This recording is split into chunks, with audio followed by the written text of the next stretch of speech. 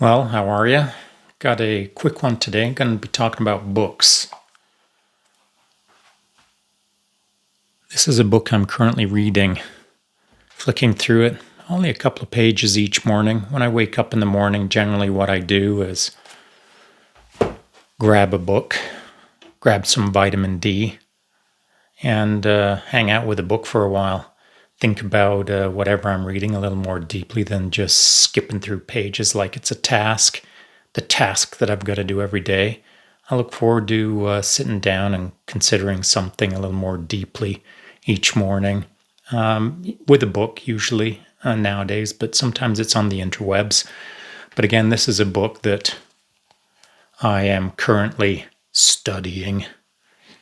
Sometimes I only study a single page. Sometimes it's a couple, 3, 4, 5 pages maybe, but I'm not banging out chapters and trying to check the box off on read another book.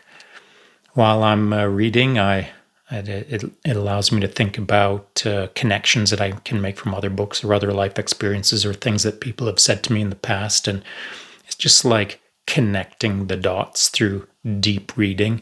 Once I'm finished reading, then I get on with brewing my coffee, and sometimes I'll sit down with my coffee and continue reading a little bit, or, usually it's onto the interwebs to chat with someone, which I quite enjoy. I just got 2 other books to give you an idea of the kind of stuff that I like reading about. First one is this. I just received that. And that's a great little read that I'm looking forward to, coming off of the SAS Rogue Heroes series, which if you haven't watched yet, why haven't you? Jump on that. Really looking forward to this. Paddy Mayne was one of the most outstanding Special Forces leaders of the Second World War. Hamish Ross's authoritative study follows Mayne from solicitor and rugby international to troop commander in the Commandos and then the SAS, whose leader he later became and whose annals he graced, winning the DSO and 3 bars, the Croix de Guerre, and the Légion d'Honneur. Mayne's achievements attracted attention, and after his early death, legends emerged, based on largely anecdote and assertion. Hamish Ross's closely researched biography challenges much of the received version, using contemporary sources, the official war diaries, the Chronicle of One SAS, Mayne's papers and diaries, and a number of extended interviews with key contemporaries. It has the support of the Mayne family and the SAS Regimental Association. In Ross's analysis, Mayne is a dynamic, yet principled and thoughtful man, committed to the unit's original concepts, not flawless, but whose leadership qualities and tactical brilliance in the field secured the reputation of the SAS. Looking forward to that. Paddy Mayne. And the other book that I received just recently is this one.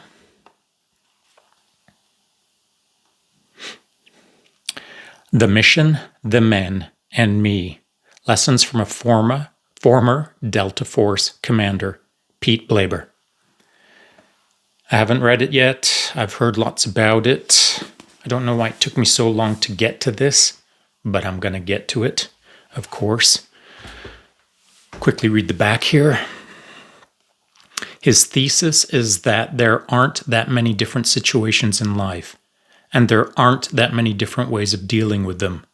Have a few simple principles, and, when in doubt, refer to them. He's a stoic with a sense of humor, and I very much enjoyed his book. That's written by David Mamet, the comment. And a little bit about the book. As a commander in Delta Force, the most elite counter-terrorist organization in the world, P. Blaber has taken part in some of the most dangerous, controversial, and significant military and political events of our time. And he's learned and experienced more about the real world and how things really work than most people could imagine. Here, he reveals his intimate knowledge of warfare and that it's not the chaotic action of battle, but the interaction in the form of the way we think, the way we make decisions, and the way we act on them that provides the keys to success and the truly meaningful lessons. In this book, you will learn the same lessons he learned while experiencing what the life of a Delta Force operator is like, from extreme physical psychological training to the darkest of shadow ops all around the world. From each mission, Pete Blaber has brought back a life lesson with him. You will learn these enlightening lessons as you gain insight into never-before-revealed missions executed around the globe. And when the smoke clears, you will emerge wiser, more capable, and better prepared to succeed in life than you ever thought possible. I had the privilege of meeting a lot of members of Delta Force, or Delta. I wonder if I ever bumped into Pete Blaber. I was the first Canadian, or one of two Canadians, to head down to be introduced to Delta Force when JTF2 was first getting formed up. Once we had formed and started to become competent, we made our first visit down to Delta. I was down there as a young warrant officer, and it was awesome meeting Delta and meeting amazing men who were pushing the envelope, and it gave me something to aspire to. They inspired me, and so this is a book that I'm going to look forward to reading as well. On books, why did I raise the subject of books? Well, I think books are a great way to understand the world around you, but to understand who you are today. If you don't have any books currently, who are you? What are you reading? Where are you getting your knowledge from? If it's all coming from the internet, well, what are you reading on the internet? If you're in a very select reading pattern, how are you challenging yourself? How are you broadening your experience? How are you thinking more laterally rather than more narrowly? Reading books, they should be a good indication of who you are and what you're interested in, but also what you could be interested in the future. So don't always stick to the Harlequin romance novels. Broaden your horizon. Pick up a book that you don't think you would ever be interested in and see if you can learn anything from it. These 3 books, actually, my microphone right now is weighted down because it's on an awkward position, is weighted down by this book. And the microphone is propped up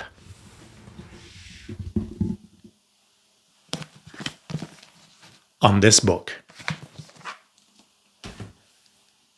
And so on and so forth. Books. You're reading. Whatever you're into, don't just treat it as a job or as a task or as a chore that you have to keep checking off the boxes. Read another one, read another one, read another one, read another one. If you only own one book in the world, you can read it 100 times and read it 100 different ways if you think deeply about it each time you read it. Every time I read a book for a second or third time, I always learn something more either about the book or about myself. That's all I'm going to put out today. Grab a book, one that you've been meaning to read. Out of the 100 books that you've purchased and are sitting in your closet, grab one of them, sit down, and start reading. And if you don't want to do that today, cut a deal with yourself for tomorrow. Before you get to make your first cup of coffee, read a few pages in a book. Once you've done a little bit of reading, a little bit of thinking, maybe it'll take you an hour to do that. That'll give you enough time for all of that adenosine to clear out of your system from waking up a la Huberman Protocol. And then you can have your first cup of coffee. Just a thought. I'm going to end it there. Hope you're all doing well, and I'll see you tomorrow.